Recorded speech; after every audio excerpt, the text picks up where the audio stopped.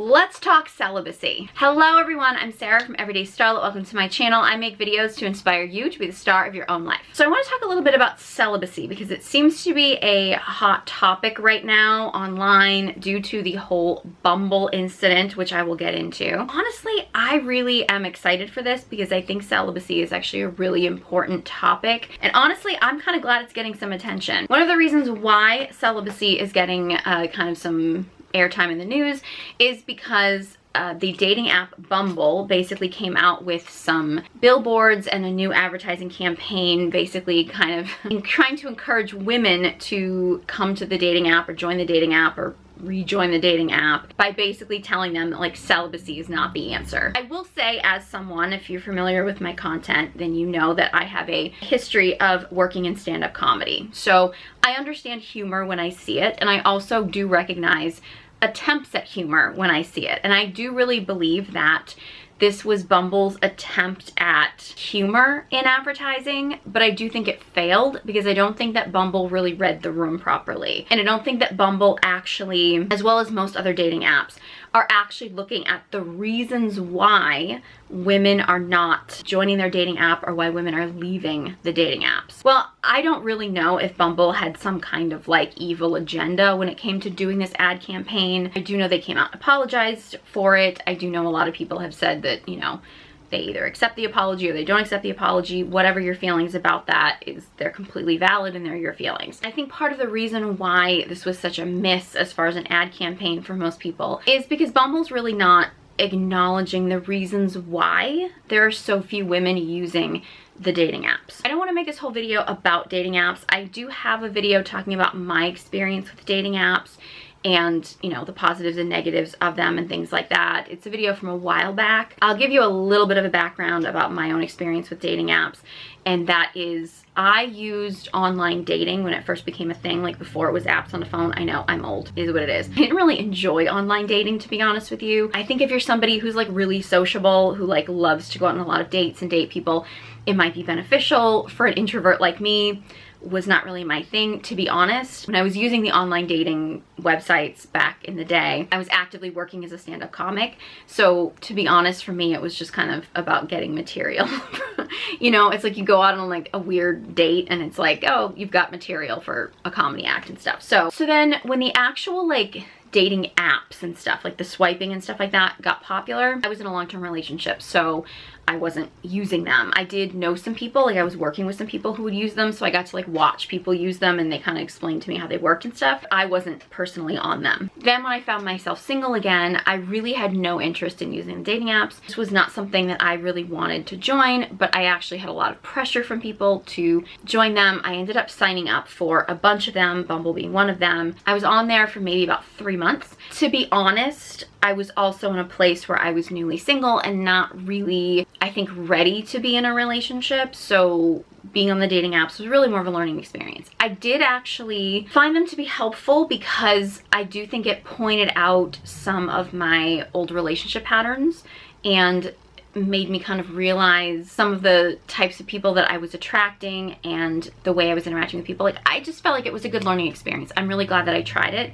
for a short period of time, but I just got to a point where I was like, I was feeling like, okay, being on here and just swiping and stuff was just feeling like it was a distraction from like other areas of my life. I wasn't really connecting with people that I really found to be really, you know, worth interacting with, and, you know, I just decided to move on. No regrets, never had any interest in joining again, just don't find them very appealing. While I did join Bumble, even though I actually, like, I could get angry right now just thinking about Bumble and the way it's set up. Now, I have heard that they've changed, so I don't really know the current system of Bumble, but like back when I joined, it was set up and it was supposed to be like safer for women. So it was set up so that, you know, people had to match, but then the woman had to initiate the conversation. I am morally opposed to that. And this, like, this is a hill that I will die on. Like, I get angry, like angry at this. I don't think that a woman should ever, if we're talking about like in a heterosexual situation,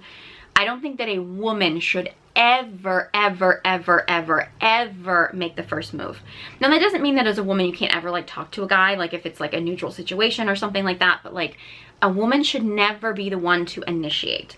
ever, ever, ever, ever when we're talking about initial interactions. Now, once you're dating someone and once you're in a relationship, can you ask a guy like, hey, do you want to go and do this, or do you want to do that, or something like that? Like, that's a different situation. But in the early stages of dating, women should never, ever initiate. And this is a hill I will die on. Like, ladies, do not do this. And I will tell you that there have been times when I have given in and tried to make things easy for a guy and been like, well, maybe he's just shy, or maybe he's whatever. I've always made excuses. And I can tell you, I've always regretted it down the road. I've even married a guy that I absolutely, like, I didn't necessarily make the first move, but I definitely did try to make things easier for him in the beginning. And I can tell you, again, eventually at some point you will regret it. Or if you are a woman who made the first move on a guy, I can guarantee you that that man probably does not appreciate you and is not treating you the way that you should be treated. I can almost guarantee it. Now, that doesn't necessarily mean that, like, if you happen to meet a guy in the world and you happen to speak to him first or something like that because of some circumstance, because you met under a work circumstance or something like that. But if we're just talking about, like, when it comes to like a romantic interest or something like that, like, women never make the first move. So I was morally opposed to the concept of Bumble, but I joined it anyway because honestly, I was at a point where I was just sort of like, whatever, I'm just doing this to, like, see what it's like for fun. So I had a very distinct rule that if I did match with someone on Bumble, I literally just sent like a waving emoji and that was it. It was just kind of like an initial, like, hey, and then, like, he was the one that had to take the lead. Because here's the thing, if you are a woman, and I know I talk a lot about masculine and feminine energies, and yes, we do contain both energies, but if you are looking for a polarized relationship where you as a woman want to be in your feminine energy, not every woman wants that, but if you are a woman who wants to be in her feminine energy and you're looking for a man who is actually, like, grounded in his masculine energy, as a woman, you gotta lean back and you gotta let the man come to you. He has to take the lead. Like, he has to take the initiative. There's just no other way to do it. Unless that's not the type of relationship you want, in which case that's your choice. But if you are looking for a polarized relationship where a woman is in her feminine energy the majority of the time and a man is in the masculine energy the majority of the time, you have to let the man take the initiative. You have to lean back and let him do the work. That's just what has to happen. To be honest with you, in my experience, I would say Bumble, like, I had more conversations with people on Bumble. It was definitely conversations with guys who were either, like, waiting for me to take the initiative, because that's why they were on there, was because they were specifically on a site where they wanted women to put more of an effort in. Which, if you do find a guy who's looking for the woman to put the effort in, then you're looking for a man who's looking to be chased, and you're looking for a man who's looking to be pursued, and, like, he's looking to be the feminine energy in the relationship. I'm not gonna spend a ton of time talking about that. I have a lot of other content on my channel talking about masculine and feminine energies if you want to dive into that more. However, most women are not going to want a guy who is just sort of passive and, like, letting her do all the initiating. If you do want a guy like that, great, go for it. Most women are not going to be happy that way. So while I did have more conversations with guys on Bumble as opposed to some of the other apps, it was usually guys who were looking for a woman to be more aggressive and pursue them. And a lot of those conversations just would kind of not pan out because that was not what I was going to do. And I have heard that Bumble has shifted things around so that, like, the woman doesn't have to make the first move. And I know that that was supposed to keep women safer, but at the end of the day, I don't really know if it does. I would highly advise women, I mean, in any situation, no matter how you meet a guy, to please take safety precautions if you are going to date and you are going to meet a guy, regardless of what your, initial meeting was.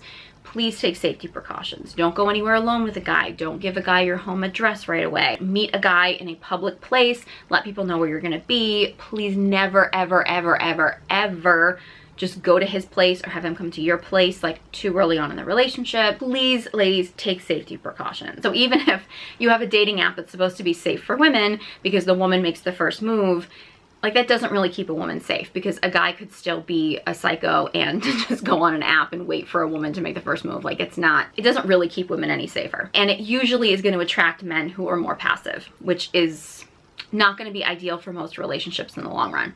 So I've never really liked the idea of Bumble at all. Dating apps in general are massively losing female customers. So most of the dating apps are primarily males, which I find really fascinating, because I remember years and years and years ago, I'm aging myself probably by saying this because I don't even know if this is a thing anymore, probably not, but there was a thing way back in the day called speed dating, where basically, like, you'd get, I don't know, like a dozen men and a dozen women that would sign up for an event. Some of you might be familiar with this. I think like Miranda went to a speed dating event on Sex and the City. So if any of you are like rewatching Sex and the City, that's what she was doing. And I think it was the episode where she was looking for a date for Charlotte's wedding. I never actually did the event. I had some friends who did it, but I actually never did a speed dating event. But I did remember at that time period when they were super popular, I remember I was taking an acting class.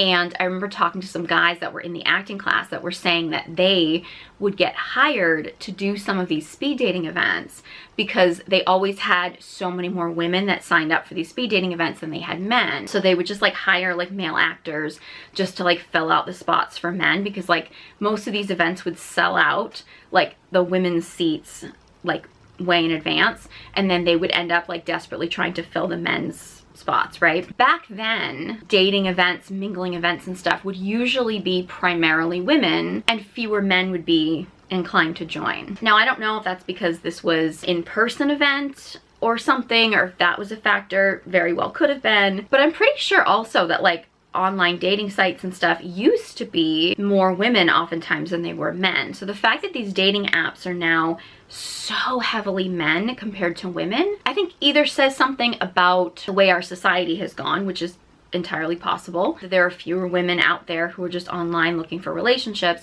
It could also mean that it's very likely that women are just not finding dating apps to be a good way to meet someone. Now, I know there are going to be people probably that are going to come to this video and comment like, I met my spouse on a dating app and we've been married for blah blah blah and we're so happy and whatever. If that happened for you, wonderful. I'm always happy to hear when two people are together and they're in love, no matter how they met. I'm happy to hear successful relationship stories. That said, that's not the norm, right? That's not the common outcome for a lot of these dating sites, right? Now, relationships in general are not lasting as long, and there are different factors for that.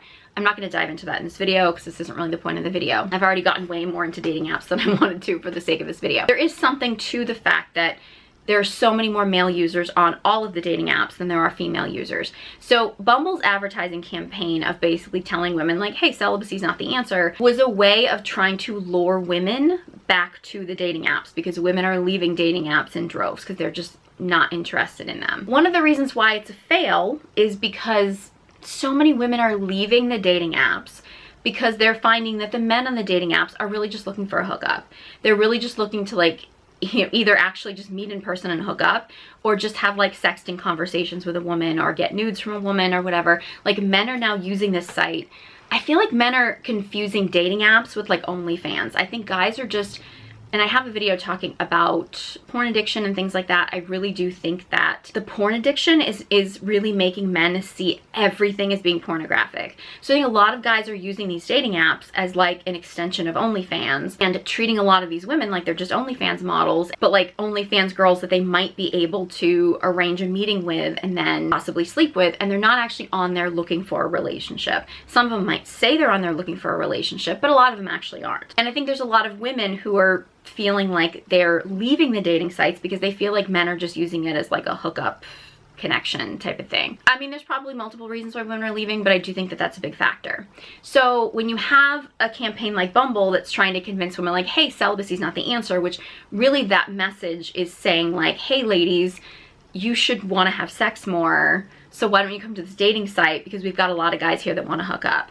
And most women have left the dating sites because they don't want to just hook up. They want to actually find a relationship. Bumble essentially was not reading the room. They were trying to target the audience that they want to come back to their product, which is a very common advertising technique, but they weren't really getting to the root of the problem, which is women are leaving the dating apps because their options on the dating apps are not what they're looking for. And this is where we get into a big problem in our society. I'm not going to dive into this too deeply because it's not for this video. If you'd like me to do another video talking about this a little bit more, I will. But that the real issue with dating and relationships now is that women are being blamed for everything, and we're constantly telling women to compromise, that their standards are too high and things like that. And we're not actually encouraging men to just be better options for women, to become better men, to become better fathers. And I know there's a lot of guys that are going to argue, well, why are we going to become better for women that we don't really want to be with, or why aren't women becoming better? I've said this before in other videos, so I'm not going to get into this too much, but the self-help industry, when it comes to inner work and things like that, like women are doing a lot of work on themselves, and women are really out there trying to improve themselves. Men are not. Like, the numbers and the stats are blatant that men overall, not every man, obviously there are men out there that are trying to better themselves for sure, but the majority of men in the world are not really stepping up. And I'm not saying that men should necessarily be doing this stuff, getting better, becoming a better person or anything just to get a woman. In the same way, I don't tell women to just, you know, become a better person just to get a man. Men are spending so much time and energy complaining about women and what women aren't doing and what women need to do. If men took even half that energy and actually used it to start working on themselves and becoming better people, better productive members of society, heal some of their own inner issues, doing the inner work on themselves, actually like turning off the video games, turning off the porn, stop smoking the weed, deal with your addictions, and actually like become a better person, like a better quality man. Like, I'm not talking about like high value as in like you need to have the flashy cars and the flashy money and, you know, be some kind of like Andrew Tate wannabe or something like that. I'm talking about like a man of quality. You wouldn't have a problem finding a good woman. You wouldn't. And it's just, and again, I don't want to go down this road too deeply, but like it always boggles my mind, the number of men who are like, men want to be the leaders and men want to be the leaders of the household. But then when you say, okay, well, are you going to better yourself? Are you going to make yourself into a man who is a leader that somebody will be willing to follow, that somebody will be willing to trust, that a woman would actually want to lead her in a relationship? And they're like, well, shouldn't a woman have to be better? Why isn't a woman stepping up? Why isn't she? It's like, because you're the leader. Like, if you want to be the leader, then you're the one that has to step up first. Like, if you're waiting for women to change and be more submissive and stuff, or be more what you want before you decide to become a good person, you're not the leader, are you? Like, if you're waiting for somebody else to change or to step up before you're willing to, then they're the leader. That if you're waiting for women to be more submissive or to change or be more what you want them to be before you become the kind of man that you want to be, or the kind of man that a woman would want, then the woman is really the leader in that situation, now isn't she? Now, you can argue whether or not men should be the leaders or shouldn't be the leaders. That's a debatable argument, but if you're a man who's out there saying you want to be a leader, but you're waiting for a woman to change before you become the kind of man that can actually lead a relationship or lead anybody, you're doing things backwards. So that was a tangent I didn't intend to go down in this video. I really wanted to talk more about celibacy in this video because, you know, I kind of came of age in a time period where women were very much encouraged to be very promiscuous. You know, being more celibate or being more of the good girl or something was actually kind of considered like wrong, or not really wrong, I wouldn't say, because there's obviously still some, you know, we still have a very religious based society. There's still a lot of shame around women being promiscuous, but like I remember thinking when I was younger that I couldn't just sleep with somebody and not have like an emotional connection to them, and like I thought there was something wrong with me. And I think there's a lot of women out there, I've heard women complain that they're like, oh, why do I always get emotionally attached to a man that I sleep with? It's like, well, you're kind of supposed to. Like, that's part of the deal. Like, it's part of our biology as women. I'm not going to get into pair bonding and stuff like that. That's not where I'm going with this conversation. That's for a whole other video. But I'm not going to go into too much detail, but just like a brief summary about me and my background, because I always get at least a few comments on my content that will usually be a guy that will say something like, you're just an older woman who's trying to justify being run through, or trying to justify her hoe phase or something like that, or whatever. For some reason, I think there are men out there that think that every woman who, you know, might be single past a certain age, like must have just slept around with everybody, which is not the like rampant phenomenon that a lot of men think out there. I think some of it actually comes down to because a lot of guys are thinking that if they were a woman, so that they were the ones that determined whether or not they were having sex, because like women are supposedly like the gateways to sex type of thing, that they're thinking if they were a woman, they would be promiscuous and just sleep with as many people as possible if they were single and they had access to people who would be willing to sleep with them at any time. I think a lot of men don't actually realize that if they were women, they would think like women and they wouldn't be thinking like a man, right? Because men and women just think differently when it comes to this stuff. Not saying there is an overlap, but men and women experience sex differently. It's crazy to think that we don't, because like we have totally different body parts, we have totally different hormones, and we have totally different risks when it comes to the aspects of sex and things like that. So men and women just simply experience sex differently. That's not a radical thought process, right? So I want to just kind of clarify, because again, I don't really care what anybody thinks of me. I don't care what people think of my background or anything like that. But I just think for the sake of the video, I just want to kind of make it clear that like I didn't have a hoe phase. I was not someone who I would ever consider to be promiscuous in any way. If anything, I was actually much more cut off from my sexuality. In fact, you know, I worked in a very male-dominated field for a long time, and you can ask any guy that I worked with, like, my rep is pretty solid. Like, I did not have a reputation for sleeping around. If anything, I had much more of a reputation for being an ice queen or even being like a prude. So now, if you are someone who has been sexually promiscuous, you are someone who has slept around, like, I don't hold any judgment, because I feel like we all made the decisions in our past that we made. Probably in most situations, they were the decisions that we thought were the best decisions at the time, and we can't change the past. So, you know, I say this not to say that like I judge or shame anybody who maybe had a different experience than me. I don't say anything that I say to kind of like justify my own bad decisions, but I'm also not shaming other women for maybe making different decisions than me. This isn't the place that I come from with my content. I try to keep a very open mind. I try to be very non-judgmental. I also always try to come from a place of, we can't change our past, but we can make the decision now to move forward. So, you know, I know there's a lot of controversy around women who may have been sexually promiscuous, maybe women who've been in porn, or maybe women who do OnlyFans or things like that, deciding that they want to change their trajectory, they want to be celibate, or they want to settle down or something like that. And there is a lot of backlash about that. Are there going to be men in the world who are not going to want to be involved with a woman who has a promiscuous past in some way? Of course. And those are just not the men for you if you do have a promiscuous past. Plain and simple. There are going to be men out there who it just doesn't matter. Like, they're going to worry about who you are. Like, they're going to be more concerned with who you are now.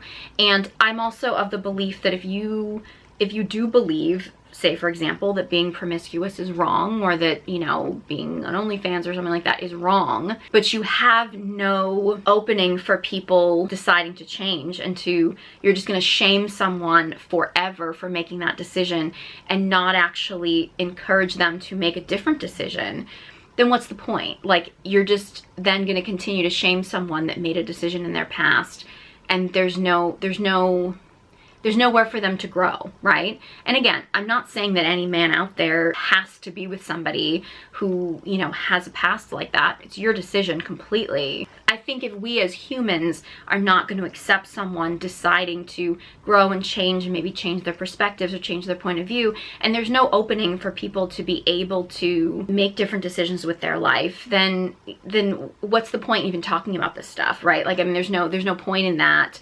because there's no room for growth. So again, I don't really have a promiscuous past. That's not really my story or my experience. I don't judge or shame people that do. And I also believe that your connection to your sexuality does not have to be defined by your past.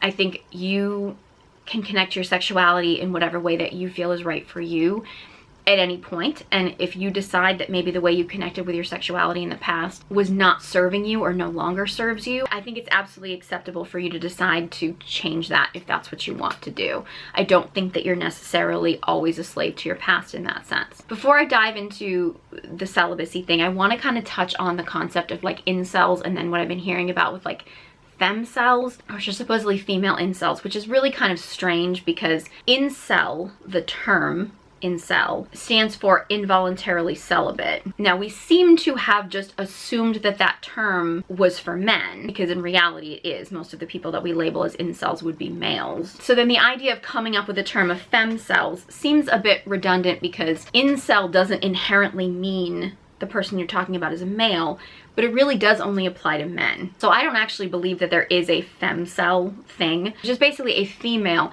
who is involuntarily celibate, which I don't actually believe is a thing, because as a woman, you can always get access to sex. I mean, you may not always get access to who you want to have sex with. You may not always get access to quality, right? But you can always get access to sex. That's just the way that society works, okay? People who are involuntarily celibate are typically men. Now, I want to make it very clear with some disclaimers before I get into this, that I don't believe that every man who is choosing to be celibate is involuntarily celibate. There are reasons why men may decide to become celibate. You know, some men might be, you know, healing from a sex addiction or porn addiction or something like that. There are a lot of men, more men out there than ever, who are, you know, learning to semen retention, circulate sexual energy, things like that. Honestly, more power to you if you are. I think that's amazing. I think it's a great thing for men. If you are a man, I encourage you to look more into that. Find maybe a good coach or something. I'm obviously not really somebody who's qualified to really teach men how to do that. I know a little bit about that world and stuff, but I'm not really qualified to talk necessarily in depth about that stuff. But I do encourage you as a man, if that is something that is interesting to you. I've heard a lot of men have really great results with things like that. So I think there are very conscious ways that men can decide to become celibate. And I'm going to get a little bit more into celibacy as it comes to women, but I just kind of want to touch on the male aspect of this. And there's also men who choose celibacy because of religious reasons or to focus on a religious pursuit, or men, I think in certain athletics, men will go a certain amount of time in celibacy to prepare for certain things that might be mentally or physically challenging. I mean, there's certain reasons why men can decide to be celibate from a very conscious place. I think those things can be really great for guys if you're doing it from a very conscious place. Celibacy from a very unconscious place oftentimes is what we would refer to as incels, who are men who don't want to be celibate, but they are because they just don't have access to women, or I think because they just don't. I mean, I think there can be various reasons why that happens. I think there's some men who just sink into such a depression that they don't feel like they can pursue potentially finding a partner, even if they may actually have qualities that might attract a partner. I think that there's a lot of reasons why men can become involuntarily celibate. Mental, physical health reasons. There's a lot of complications that go along with it, and I'm not really going to dive into that too much in this video. There are a lot of negative side effects to men being involuntarily celibate. In fact, it's at the root of a lot of violence in the world, and I don't want to dive into this too much in this video because I feel like it's a whole other tangent, but there are a lot of historians that have done a lot of research that men being involuntarily celibate can actually lead to a lot of violence, a lot of danger in women and in children, and there's a lot of side effects to it. Now, my issue with this topic, and I'm just going to touch on this briefly, my issue with this topic is the focus is always on trying to get women to adjust themselves to fix the problem, like to lower their standards, or to almost like scare women into being more available to these men so these men get regular access to sex so that these men become less violent. Like, it becomes like trying to use women to subdue these men, as opposed to actually stepping in and being like, hey, let's get these men like the mental health that they need. Let's get these men maybe improve their physical health, or let's get these men, you know, to be better productive members of society so that they can actually become better husbands and fathers. Because if you start to get women, or start to convince women to lower their standards so much that they will just sleep with these men, okay, well, you might actually temporarily deal with some of these men's like sexual urges, but what happens if you run the risk of pregnancy? Well, now you have a man who probably wasn't really very mentally stable to begin with and may not actually be able to be a decent husband and father, now fathering a child with a woman who has now lowered her standards so much so that you could appease this man, and now you're bringing a child into the world when this is not the ideal situation for a child. There's so many factors here. There's a reason why women's standards being high are important, because when women's standards are higher, they pick better men. I'm going to do a video about the hypocrisy of the manosphere and things like that, because I've had a lot of requests for it. But one of the big hypocrisies that you hear right now when it comes to women and choosing a partner is that women's standards are too high. Their standards, and women can have standards that are, I wouldn't say too high, but women can have standards that are focused on the wrong things, or things that are more superficial and not things that are actually going to give them a true healthy partnership. Like if a woman is just focusing on like picking a man with the best car, as opposed to picking a man who actually is going to be a stable provider, those kind of things. Like I do think that women can have standards that might be superficial or not focused in the right places. So I think women can have misdirected standards, but I don't really think that women can have standards that are too high, so to speak, in that sense. But the reason women have those standards is because women hold the risk of pregnancy. Women holding men to those standards and then men trying to reach those standards creates a better society because it creates better family structures. And the fact that men will complain that women's standards are too high, but then when women get into bad relationships with men that actually can't provide and can't protect and can't actually step up and be good father figures and stuff, men then tell women they should have picked better. Well, you can't have women lower their standards and then tell women to pick better. Like, it's one or the other, right? And personally, I think the option should be that women should keep their standards high and that men should be encouraged to reach those standards. However, we have this mass victimization of men in our society where we're convincing men that it's always women's problem and that women should be lowering their standards to meet them, when in reality, women keeping their standards high and men trying to reach those standards actually makes better men, and it makes a better society. That's why, and I've talked about this in other videos, I get really upset with like men's mental health just being about men's victimhood, because I think that's actually like dangerous for everybody. And I want to see men get better mental health, and I want to see men be better people, and I want to see men do better. I don't want to see men be involuntarily celibate. I want to see men become, you know, the type of men that can step forward and be good husbands and fathers, the type of men that women are going to naturally gravitate towards because they are great people and because they are a great example of what these women want their children to grow up to be like. So then these women will be more likely to actually mate with these men and create better families. Like, I think that's the answer to everything. Again, that was a tangent I wasn't going to go on. I'm going to get into female celibacy. So let's get into that because it is tied to this, right? I've experienced long bouts of celibacy twice in my life. I say that, but like in reality, like I've never been somebody that like I've never had a one-night stand. I've always gone into physical relationships with men assuming that we were in a committed relationship and that this was somebody I wanted to be with. Now, when I was younger, did I always make good judgments about that? Absolutely not. But in my younger years, I was dumb and didn't really know what to look for, and I think I was young and dumb.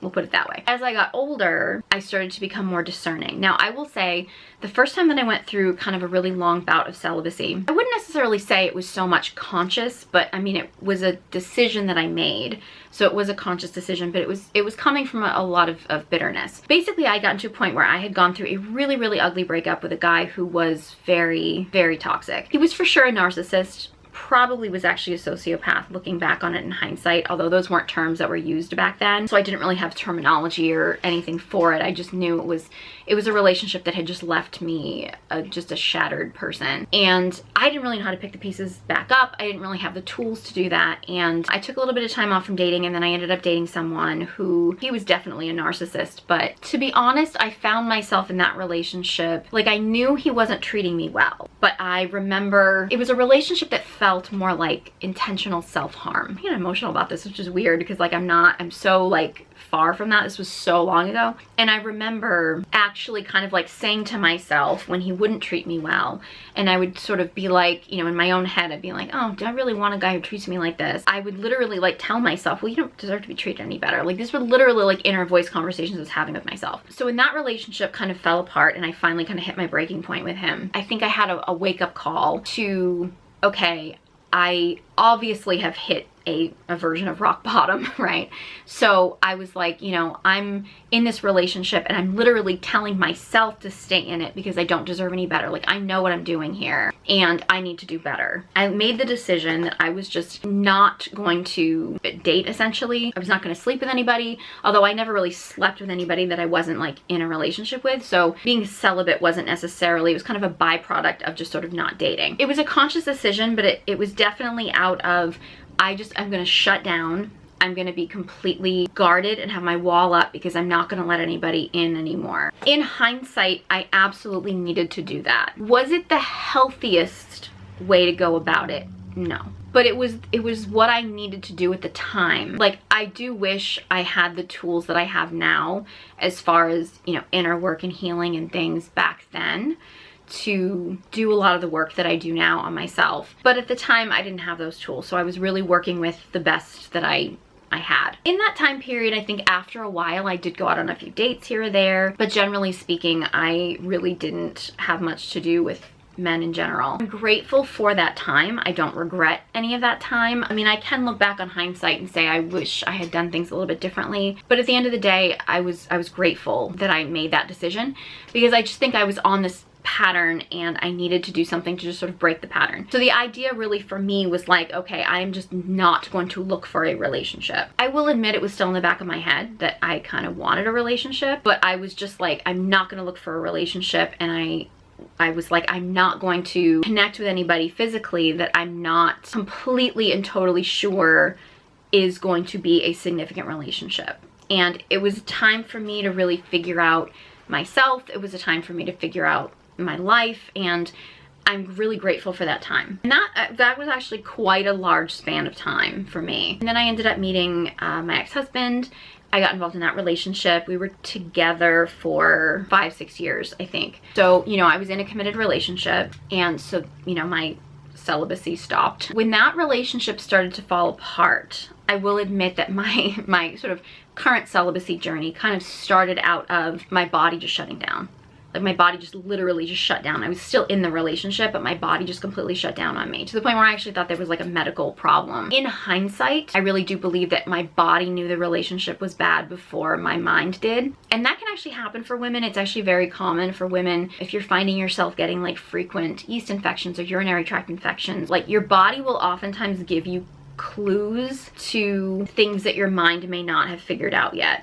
So if you are finding yourself with like certain chronic illnesses, or you are finding yourself with certain patterns, or like for me it was like I couldn't even fantasize. Like I completely lost any ability to think of anything sexual or really to experience pleasure in any way, like even non-sexual pleasure. And I really do believe that that was my body's way of telling me that I was in a bad situation. And I know I've had some requests for people to talk about healing your sexuality. I think I'm gonna do that in a different video. I really did get to a point where I thought maybe I was asexual or things like that. I also was on the pill, and I have videos talking about the pill, and I actually went off the pill after that relationship for the first time. I had been on the pill for years, not because I was sleeping around, but I was on the pill more for hormonal issues and things like that. And going off the pill really did, it helped me heal, because I didn't realize how much the pill was really numbing me out. So going off the pill really did help denumb. I found my times of being celibate to be really beneficial.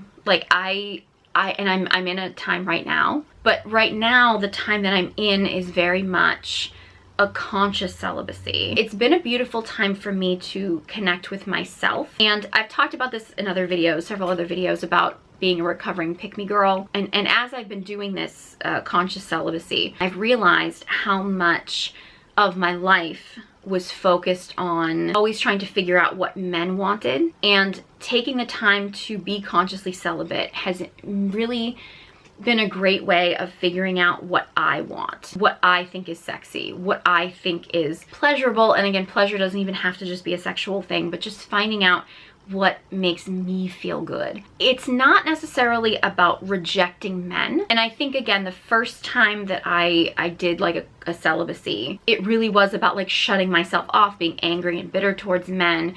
And I'm not going to say I've completely healed that completely. Being on the internet and having a lot of interactions with some very questionable people definitely doesn't help heal my relationship with men. I don't think all men are that bad, but there's definitely like at least once a day I go online and I'm like, oh my God, I really want to think that there are good men out there, but like, guys, you got to work with me here. Like, I got to tell you. But anyway, I do think that approaching celibacy now from not a place of like, I just, you know, screw men, I hate men, I want to be bitter towards men, but really from a place of, I just want to get to know myself. I want to know what I like, what I don't like. I want to know myself. It makes us a better overall person. And if you spend your whole life trying to figure out what other people want, and you never figure out what you want, you can't really show up in a relationship with anybody. This isn't just for romantic partners, but you can't really show up in a relationship truly being yourself, because you don't really know who you are, because you've been so focused on other people. And that's why I found the time of being consciously celibate to be so healing, because it really does put the needs of other people kind of on a shelf. That's not to say if somebody decides to be in a relationship at some point, they aren't concerned with their partner's needs, or they aren't concerned with something that their partner might want. But it helps you as a person get to know your wants and needs. And it's also true, like, there are some women who are probably going to listen to this and be like, yep, I'm going to be celibate, I'm not going to be with a man, and I don't want a relationship, and that's fine. That's where you're coming from, that's fine. There are also going to be women out there who can be like, but I really want a relationship. Well, if you do want a relationship, it's not like choosing conscious celibacy is going to hinder that by any means. Because if you are now taking the time to figure out what you like, what interests you, find out what you enjoy, and this, again, it's sexual or non-sexual, you can show up in a relationship and like not expect your partner to read your mind, because you already know what feels good for you. You already know the things that you like and the things that you don't like, and you can share that with your partner in the same way that your partner should be sharing that with you, so that you're not sort of like either making him play a guessing game about the things that you like, or you're not kind of just trying to cater to him and whatever he wants and then ending up resenting him because you feel like you've lost yourself. Like, there's so many benefits to something like conscious celibacy. Now, I realize if you are currently in a relationship, being consciously celibate can be a more complicated thing. This is primarily geared towards single people.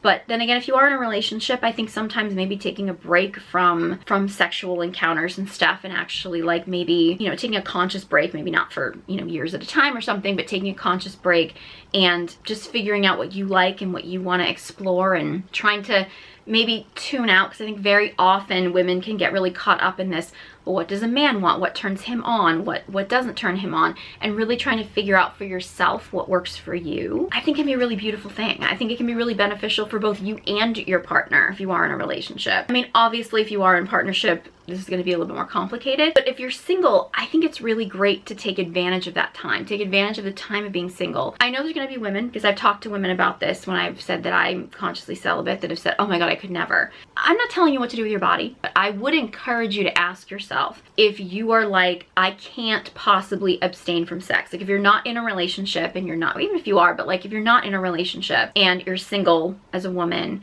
and I'm like, hey, why don't you try conscious celibacy? And you're like, oh my God, I could never be celibate. Like, I need to have sex too much. I would invite you to ask yourself why. I'm not saying this out of any shame or judgment or anything. However, people that like feel like they can't abstain from sex, even for a short period of time, are oftentimes using sex to distract them from things that they don't want to deal with. It's the same way as like if you were to say to somebody, hey, do you want to do like, I don't know, sober January or something like that, or whatever, and somebody's like, oh my God, I couldn't go a whole month without drinking. Like, wouldn't you kind of look at them and be like, do you think you have a problem, right? Because probably somebody who's like, oh my God, I could never go that long without alcohol, is probably using that alcohol to numb themselves from something, or to deal with something they don't want to face. So if somebody's like, hey, why don't you try conscious celibacy for a little while, or maybe why don't you try not having sex for a certain amount of time, and your reaction is like, oh my God, I could never do that. Like, I'm so sexual, like I could never abstain from that or something. It might be good to ask yourself, like, okay, am I using that to distract myself from something else? Maybe you are, maybe you aren't, I don't know. I just think I think it can be a helpful question to ask yourself if that's your go-to reaction. And again, your decision whether or not, like, who you sleep with and all that kind of stuff, your decision. But I just think it's a fair question to ask yourself. I don't come at celibacy from a purity culture perspective. I'm not especially religious. I don't really identify with any organized religion. I was raised Catholic. I'm sure that some of that mentality has, you know, gotten stuck in my head. I mean, I had religion classes where we had all kinds of abstinence talk and things like that. But I've often found that things like purity culture or religious aspects tend to pose the argument towards abstinence or celibacy or things like that, especially to women, as like your body should only be for your husband, or you should stay pure for your husband, or something like that. I don't come about it that way. If that resonates for you, that's fine. I tend to come at the concept of celibacy from a place of, I believe that women and women's bodies are so powerful. And as women, our sexual energy is so powerful that women shouldn't be sharing that with a man who isn't worthy of her. In reality, I gotta be honest, ladies, if you are a woman who's sleeping around, you are a woman who's being promiscuous, I guarantee you, you are not meeting that many men in your everyday life that are actually worthy of access to your body. That's the perspective that I come from. It's not like you should be saving yourself for your husband. If you choose to or you don't choose to, that is completely your decision. And don't judge or shame anybody for that decision. If you're waiting till marriage, cool.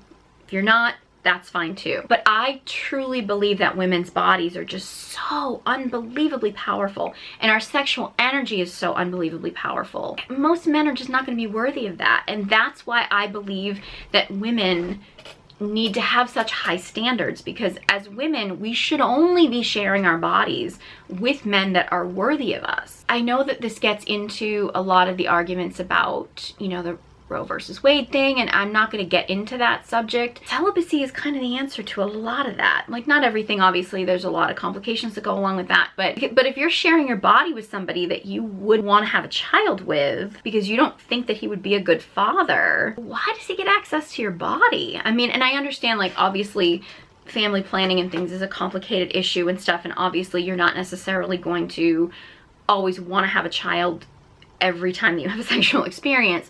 However, I don't think that you should ever have sex with a man that you don't think would be potentially a decent man to have a child with, because that man probably doesn't deserve access to your body. I really wish that women would go about really fully understanding how beautiful and powerful our bodies are, because I really do believe that that will encourage more women to be very selective about who they give access to their bodies. And this isn't about slut shaming, this isn't about purity culture, this is simply about the idea of women actually owning their incredibly powerful body and the power of their sexual energy, to know that most men in the world do not deserve access to that. And I want to see women hold themselves in a high enough regard to say, I'm not going to open up my body, and I'm not going to give a man access to my body, my energy, my sexual energy, unless he proves himself worthy. And I really do think that that will solve so many problems in our society. It will solve so many problems for women, for sure. Are there going to be issues with complications with incels of men who just choose not to step up? Yeah, that probably could become an issue long term. But I think it has to start with women healing the shame we have in our bodies, the shame we have in our sexuality, owning the power of that. Owning that that power is ours. It doesn't belong to men, it's our power, and it's ours to choose who we share that with, and not just to give access to that to just any man. And I have had a lot of requests for doing videos about like healing your sexuality as a woman and things like that. I'm gonna create some more content around that. It's a subject I'm very passionate about, and I have videos on here about kind of the complicated way that we view sexuality in society. You know what, I really should start a playlist. I should do that. I should start a playlist with all my videos about female sexuality so that people can actually go through them, because I have a lot of content on here about that, and I've had a lot of requests for more. So I'm gonna get into that and more about healing your sexuality. I didn't do that in like a master class or maybe even like a course or something. I don't know. I'm just kind of coming up with some ways of figuring that out, right? I do want to say that for me, at least in this time right now where I'm consciously celibate, it's been incredibly healing for my sexuality. You don't need a partner to help you heal your sexuality. If you do have a partner, that doesn't mean that you can't, obviously. I actually think if you do have a partner, it might actually be more complicated. Not impossible, but I think it can be more complicated because you're dealing with another person as well. Whereas when it's just you and you're working on healing your sexuality, it can really help you connect to your sexuality within yourself. You can do this with a partner, but I do think that when you are single and you are practicing conscious celibacy, it can be incredibly healing. Now, there are good ways to do it and there are bad ways to do it, and I'm not really going to dive into that, but I have found that it has been a really beautiful time to heal my connection with my sexuality, and I've found it beneficial. And the reality is, for most women, and there are people who are probably going to argue that this isn't their experience, but I do think for most women, if say you are single and you are, you know, sleeping around, or maybe you have a friends with benefits or a situationship or whatever you want to call it or whatever, are you really getting sexually fulfilled? Would be my question. For most women, I mean, they've done a lot of research studies that show that the vast majority of women are not having satisfying sexual experiences in one-night stands.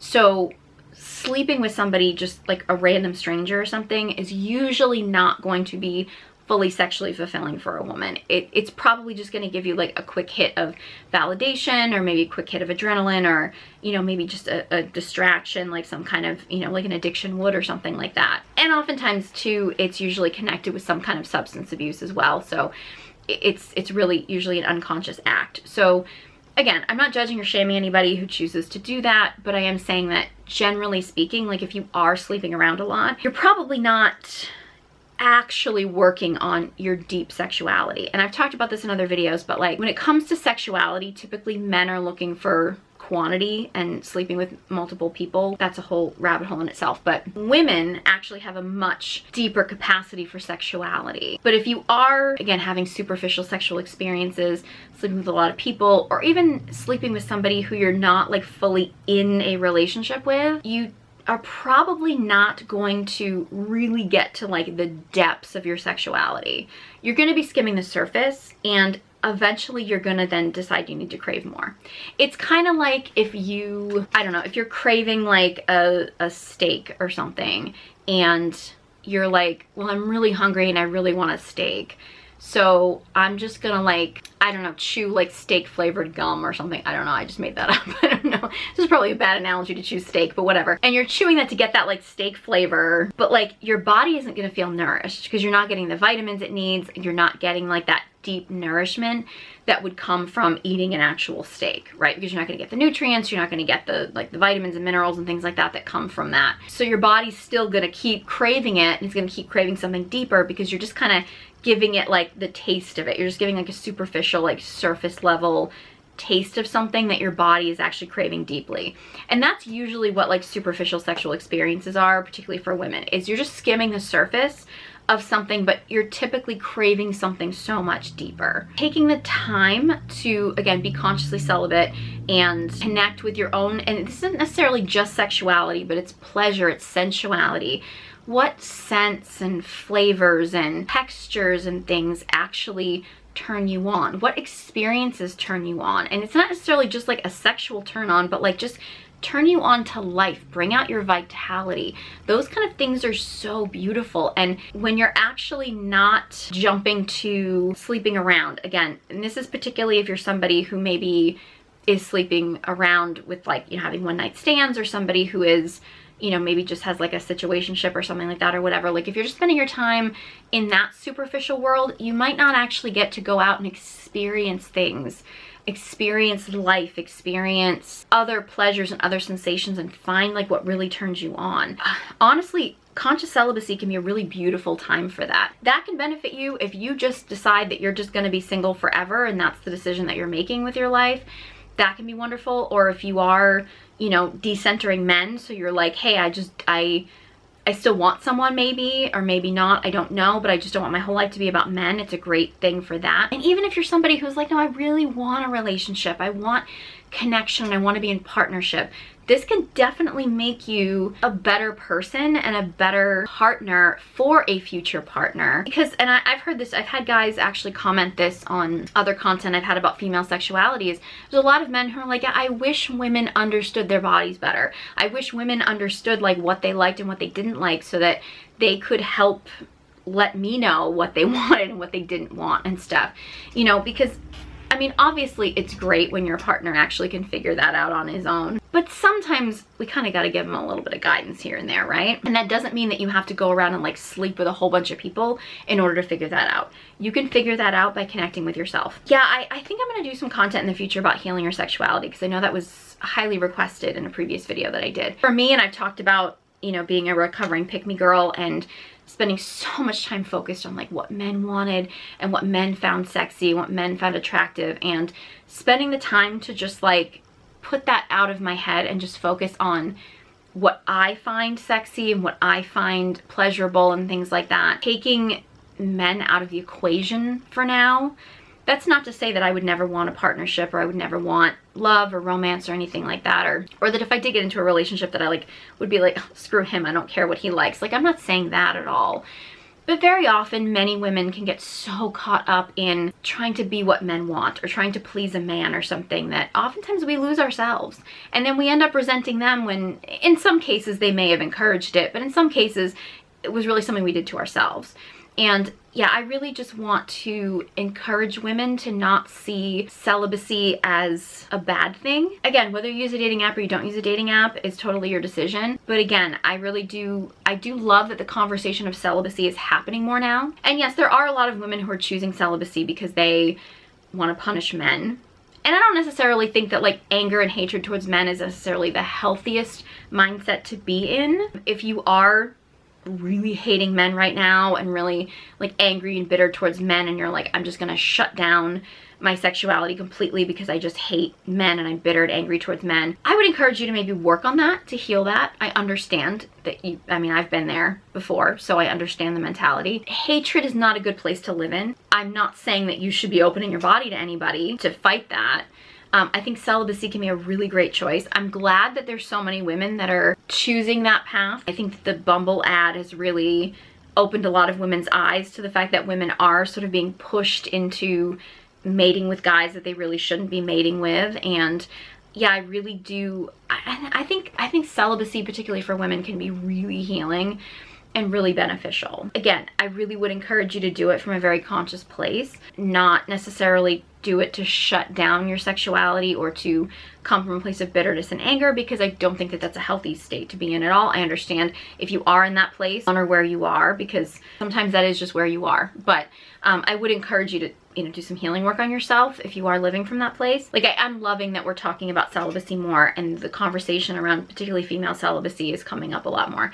I actually think that we should be having a lot more conversations about men being consciously celibate and learning to channel their sexual energy and things like that. I would encourage men to look into that if you are a man who's watching this, because I think that could be very beneficial for men to come at celibacy from a very conscious place. I think it can feel very empowering for you. I think it can help men be better people, to achieve more in life. I think there's a lot of benefits to it if it's approached consciously. I think if men start approaching celibacy from an unconscious place, I think it can get kind of dangerous, and that's something to be aware of. But yeah, I love that we're having this conversation. I kind of know I went on some tangents here about dating apps and all that kind of thing, and I really wanted to focus on celibacy, so it's probably a long video. But if you're still with me, thank you for sticking with me for this whole video. If you have any thoughts on this topic, any other video topics, maybe things that I mentioned in this video that you'd like me to do follow-up videos on, let me know. Leave a comment in the comment section below. I'd love to hear from you. I love your video suggestions. If you enjoyed this video and found it helpful, please give it a big thumbs up, and be sure you subscribe to my channel. If you are a woman who would like to actually embrace her sexuality and embrace her solidarity, connecting to your dark feminine energy is actually a really great way to do that. And I have a guided journal. It's the Dark Feminine Energy Guided Journal. It's available on Amazon. Details in the description box below. I've been hearing some really great feedback on this journal. Something I'm really passionate about, and I made this because I feel like it can be helpful to so many women. So if you want to check that out, details in the description box below. I also have a masterclass on connecting to your feminine creativity, which is also tied to your sexual energy, which is a great thing to do while you're in conscious celibacy. Creativity, sexual energy, things like that are all tied together. So that's a really great way to help heal both your creativity and your sexual energy. So if you want to check out that masterclass, details are in the description box below, along with links to all my social media accounts. Thank you so much for watching, and I hope you join me next time.